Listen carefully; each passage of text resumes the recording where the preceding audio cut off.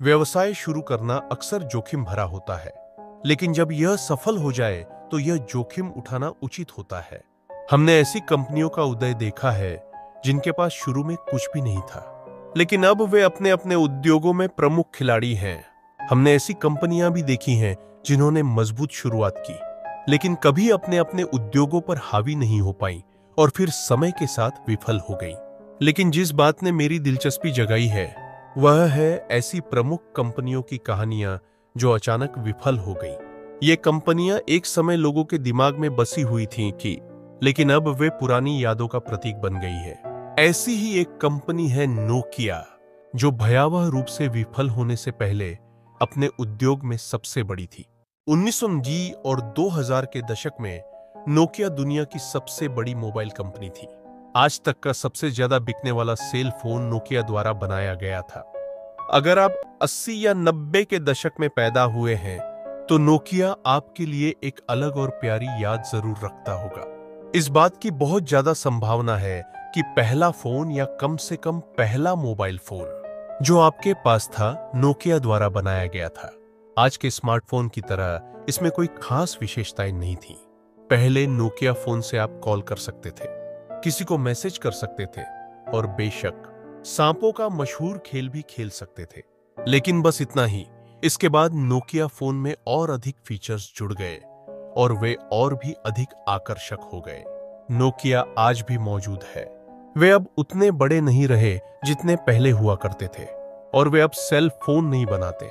वे mobile network और उनके पीछे के बुनियादी ढांचे से निपटते हैं, ऐसी चीजें जो आम तौर पर लोगों को नजर नहीं आती। और नोकिया फोन आज भी मौजूद है। वे HMD ग्लोबल नामक कंपनी द्वारा बनाए जाते हैं, जिसे नोकिया के पूर्व अधिकारी चलाते हैं। आखिर कैसे एक कंपनी जिसकी मोबाइल उद्योग में कभी 40% हिस्सेदारी थी, उसमें इतनी गिरावट आ गई? यह जानने के लिए हमें नोकिया की शुरुआत की ओर थोड़ा पीछे देखना होगा। नोकिया का समृद्ध इतिहास 1865 तक जाता है। बेशक उस समय कंपनी सेल फोन नहीं बनाती थी। यह एक लकड़ी की लुगदी और कागज बनाने वाली कंपनी थी। 1865 में फिनिश स्वीडन खनन इंजीनियर फ्रेडरिक इडेस्टेम ने दक्षिणी फिनलैंड के टैम्पेरे नामक शहर में एक लकड़ी लुगदी मिल स्थापित की। उस समय यह क्षेत्र रूसी साम्राज्य द्वारा प्रशासित था। 1880 में बेहतर जल विद्युत संसाधनों तक पहुंच प्राप्त करने के लिए इडेस्टेम ने नोकियनविंट्रा नदी के तट पर स्थित नोकिया शहर में एक और मिल स्थापित की। इस तरह कंपनी का नाम नोकिया पड़ा। अगले 100 सालों तक नोकिया का मुख्य व्यवसाय कागज बनाना ही रहा। समय बीतने के साथ नोकिया ने रबर, केबल टायर, टेलीविजन, जूते और अन्य कई उद्योगों में कदम रखा। नोकिया का एक ऐसी कंपनी में रूपांतरण जिसे हम सभी जानते हैं और प्यार करते हैं 1960 के दशक में शुरू हुआ। यह वह दौर था जब शीत युद्ध जोर पकड़ने लगा था और फिनिश सरकार ने आपदा परिदृश्यों के बारे में चिंतित होकर सैन्य रेडियो और टेलीफोन संचार में अनुसंधान और विकास शुरू किया। ऐसे उपकरणों के निर्माण का ठेका नोकिया को दिया गया, जिसने सैन्य स्तर के रेडियो संचार विकसित करना शुरू किया। बाद में यह एक नागरिक रेडियो कार टेलीफोन नेटवर्क में तब्दील हो गया, जो पूरे देश में फैल गया। 1951 में नोकिया ने मोबाइल बाजार में प्रवेश किया और अगले दशक तक इसने कई तरह के उत्पाद बनाना जारी रखा। इसने सेल फोन, कागज और रबर बनाया और इसका एक पावर डिवीजन भी था। 1967 में नोकिया ने मोबाइल सिटीमैन बनाया। यह फोन इसलिए सुर्खियों में आया क्योंकि उस समय सोवियत संघ के नेता मिखाइल गोर्बाचेव को प्रेस कॉन्फ्रेंस के दौरान इसका इस्तेमाल करते हुए देखा गया था। सिटीमैन का नारा था, आप में से जिन्हें आजादी चाहिए उनके लिए सीधा कनेक्शन। 1980 के दशक के आखिर तक नोकिया एक बड़ी कंपनी बन चुकी थी, जिसकी बिक्री तो बहुत ज्यादा थी, लेकिन यह बहुत ज्यादा मुनाफे वाली नहीं थी। यह वह समय था जब सोवियत संघ टूट गया और उसके कई पड़ोसी देशों की अर्थव्यवस्थाएं अस्त व्यस्त हो गई। नोकिया भी इससे प्रभावित हुआ और पूरे यूरोप में इसके उत्पादों की मांग कम होने लगी। नोकिया को अगले दशक तक बने रहने के लिए अपनी व्यावसायिक रणनीति में बदलाव करने की जरूरत थी और उसने ठीक यही करना शुरू किया। मॉब्बी में सिटी बैंक के भूतपूर्व कर्मचारी जोरमा ओलीला ने नोकिया के सीईओ का पदभार संभाला। उन्होंने कुछ रणनीतिक निर्णय लिए जिन्होंने कंपनी के अगले 15 वर्षों को आकार दिया, जो नोकिया के स्वर्णिम वर्ष साबित हुए। 90 के दशक में नोकिया इतिहास में सबसे तेजी से बढ़ने वाले उद्योगों में से एक का निर्विवाद चैंपियन बन गया, जिसने अपने प्रतिद्वंद्वियों को धूल चटा दी। ओलीला ने फैसला किया कि नोकिया को ध्यान केंद्रित करने की जरूरत है, इसलिए कंपनी ने अपने अधिकांश कारोबार बंद कर दिए। इसने अपने उपभोक्ता इलेक्ट्रॉनिक्स कारोबार में कटौती की, अपने रबर कारोबार को पूरी तरह से बंद कर दिया और धीरे धीरे सेल फोन पर अपना ध्यान केंद्रित किया। नोकिया ने मोबाइल फोन के अनुसंधान और विकास में बहुत अधिक निवेश करना शुरू कर दिया और नए और विविध मॉडलों की एक श्रृंखला के लॉन्च के साथ भारी मुनाफा कमाना शुरू कर दिया। मोबाइल फोन की इस यात्रा में पहला मील का पत्थर 1992 में नोकिया K11 की शुरुआत के साथ आया। इस अभूतपूर्व डिवाइस ने दुनिया के पहले global system of mobile communications GSM digital phone को चिह्नित किया। पहले GSM नेटवर्क 2G थे, जिन्होंने पुराने एनालॉग 1G सिस्टम की जगह ली, लेकिन यह बहुत ज्यादा मुनाफे वाली नहीं थी। यह वह समय था जब सोवियत संघ टूट गया और उसके कई पड़ोसी देशों की अर्थव्यवस्थाएं अस्त व्यस्त हो गई।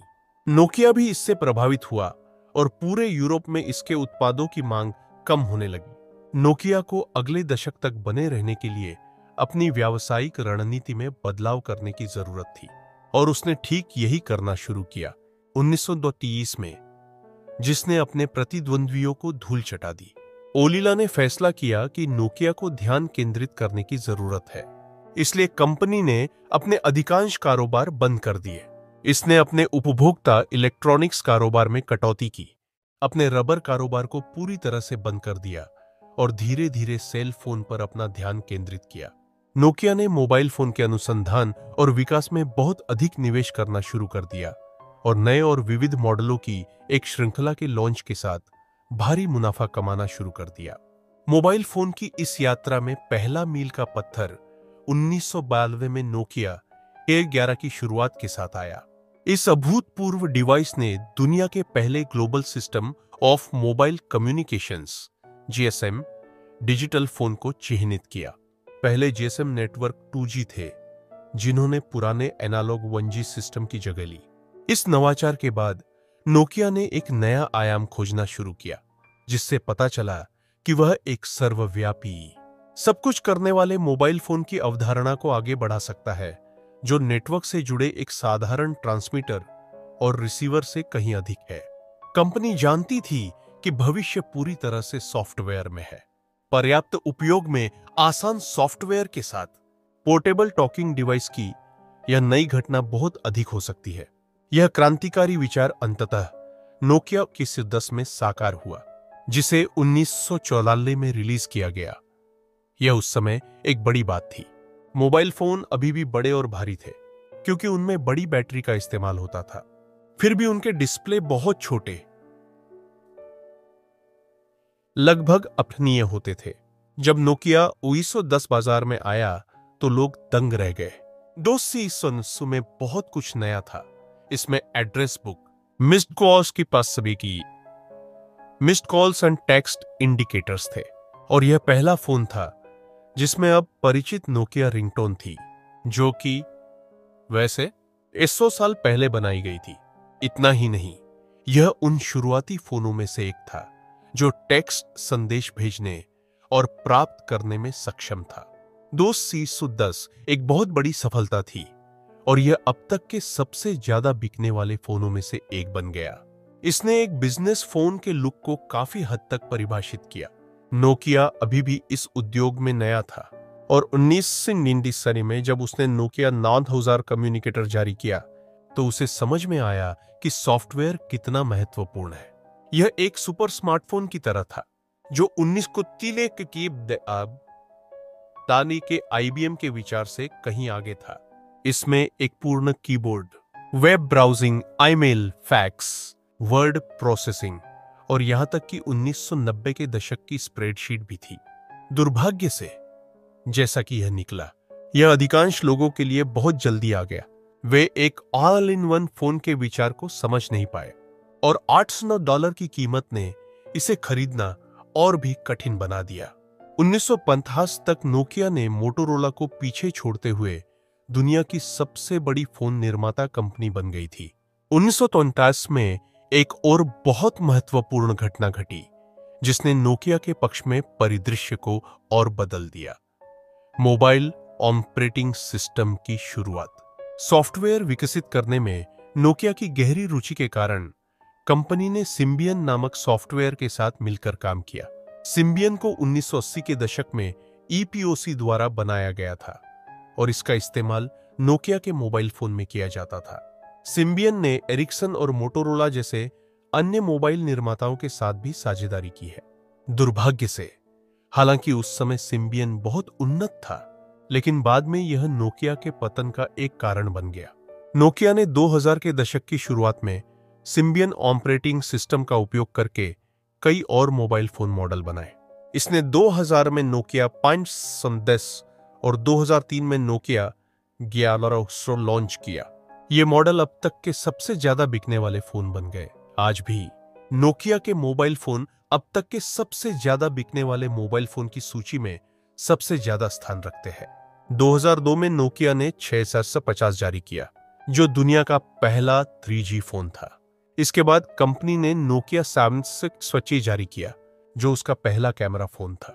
इस मॉडल को टॉम क्रूज की फिल्म माइनॉरिटी रिपोर्ट में दिखाया गया था। नोकिया ने 2008 में 472 मिलियन मोबाइल फोन बेचे, जो उसका सबसे अच्छा साल था।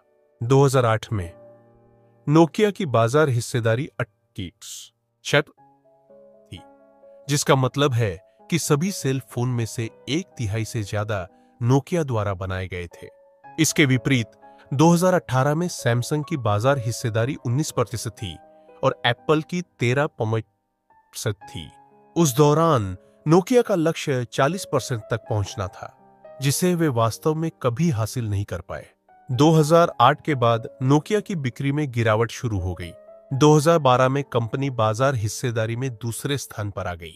अगले 5 सालों में यह एक साल में 8 बिलियन यूरो का मुनाफा कमाने से 8 बिलियन यूरो के घाटे में चली गई। इस गिरावट के पीछे कई कारण थे, जैसे आंतरिक संघर्ष, कंपनी के भीतर प्रतिस्पर्धा की कमी आदि। एप्पल ने आईफोन लॉन्च किया। वह फोन, जो अब एक प्रतिष्ठित उत्पाद है, अपने लॉन्च के पहले साल में बहुत अच्छा प्रदर्शन नहीं कर पाया। नोकिया अभी भी अपने सिम्बियन ऑपरेटिंग सिस्टम का उपयोग करके बाजार पर हावी था, लेकिन एप्पल और नोकिया के बीच एक बहुत महत्वपूर्ण अंतर था, जो कुछ वर्षों के बाद नोकिया के लिए घातक साबित हुआ। एप्पल अपने ऑपरेटिंग सिस्टम को बेहतर बनाने के लिए काफी रकम निवेश कर रहा था। इसके परिणाम स्वरूप उसके मोबाइल फोन की कीमत बहुत अधिक हो गई। नोकिया को इसकी चिंता नहीं थी। उसे लगा कि लोग अभी भी नोकिया को खरीदना पसंद करेंगे क्योंकि इसकी कीमत कम है। नोकिया यह समझने में विफल रहा कि अगर मोबाइल में अत्याधुनिक सुविधाएं हैं तो लोग उस पर अधिक खर्च करने को तैयार हैं।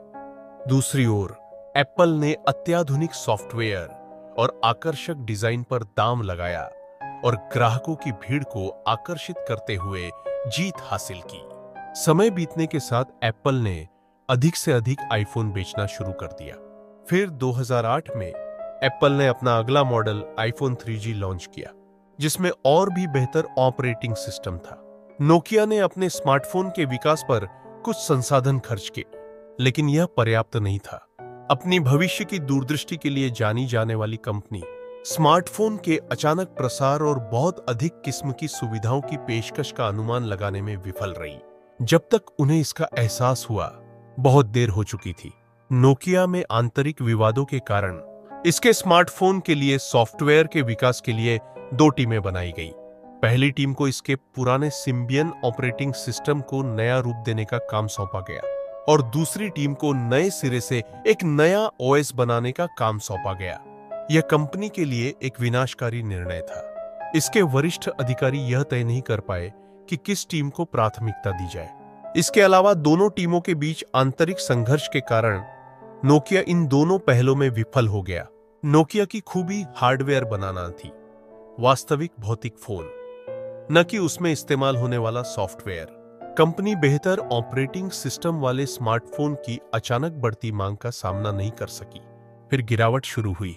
आईफोन और अन्य स्मार्टफोन के साथ प्रतिस्पर्धा करने में अपनी विफलता को स्वीकार करने के बाद नोकिया ने सिम्बियन से दूर जाने और माइक्रोसॉफ्ट द्वारा बनाए गए विंडोज फोन 7 को अपने मुख्य ऑपरेटिंग सिस्टम के रूप में अपनाने के अपने निर्णय की घोषणा की। बाद में उसी वर्ष इसने लूमिया नामक नोकिया फोन पेश किया। माइक्रोसॉफ्ट ने नोकिया के फोन डिवीजन को $2 बिलियन में अधिग्रहित करने का रणनीतिक निर्णय लिया, जिसमें नोकिया के अधिकांश संचालन शामिल थे। इस कदम को व्यापक रूप से नोकिया की विफलता के रूप में देखा गया, और इससे भी बुरी बात यह थी कि सिर्फ 1 साल बाद माइक्रोसॉफ्ट को अधिग्रहण की कमियों को स्वीकार करना पड़ा, जिसमें $6 बिलियन का चौंका देने वाला नुकसान दर्ज किया गया और 800 नौकरियों में कटौती की घोषणा की गई। माइक्रोसॉफ्ट अब नोकिया के साथ शामिल नहीं है। इसने 2016 में इसे $350 मिलियन में HMD ग्लोबल को बेच दिया था। तब से नोकिया 2022 में अपने G सीरीज मोबाइल के लॉन्च के साथ वापसी करने की कोशिश कर रहा है, लेकिन उसे सफलता नहीं मिली है। नोकिया आपदा से सीखने योग्य सबसे बड़ा व्यावसायिक सबक यह है कि मोबाइल फोन जैसे अत्यधिक प्रतिस्पर्धी उद्योग में जीवित रहने का एकमात्र तरीका निरंतर नवाचार है। नोकिया की कहानी एक टेक्नोलॉजी कंपनी की सफलता और विफलता से कहीं बढ़कर है। यह एक ऐसा सबक है जो हमें सिखाता है कि कोई भी कंपनी कितनी ही बड़ी क्यों न हो, अगर वह समय के साथ खुद को नहीं बदलती तो उसका अंत निश्चित है। एक दौर था जब नोकिया मोबाइल की दुनिया का राजा था, लेकिन इनोवेशन की दौड़ में पीछे रहने और बदलते बाजार को न समझ पाने की गलती ने इस साम्राज्य को ढा दिया। क्या होता अगर नोकिया ने स्मार्टफोन क्रांति को गंभीरता से लिया होता? क्या आज नोकिया एप्पल और सैमसंग के साथ खड़ा होता? यह सवाल इतिहास में दर्ज हो गया है। तकनीक की दुनिया में कोई भी हमेशा के लिए नहीं रहता। यह एक ऐसी दौड़ है जहां स्थिरता का मतलब हार होता है। तो यह थी नोकिया की कहानी, उत्थान, सफलता और फिर पतन। क्या नोकिया दोबारा अपने पुराने गौरव को हासिल कर पाएगा? क्या यह फिर से बाजार में वही जगह बना पाएगा जो कभी उसकी हुआ करती थी? आपका इस बारे में क्या सोचना है? क्या नोकिया अब भी वापसी कर सकता है? अपने विचार हमें कमेंट में बताइए। अगर आपको ये वीडियो पसंद आया हो तो लाइक, शेयर और सब्सक्राइब करना न भूलें। ऐसी ही और अनोखी कहानियों के लिए हमारे चैनल से जुड़े रहें।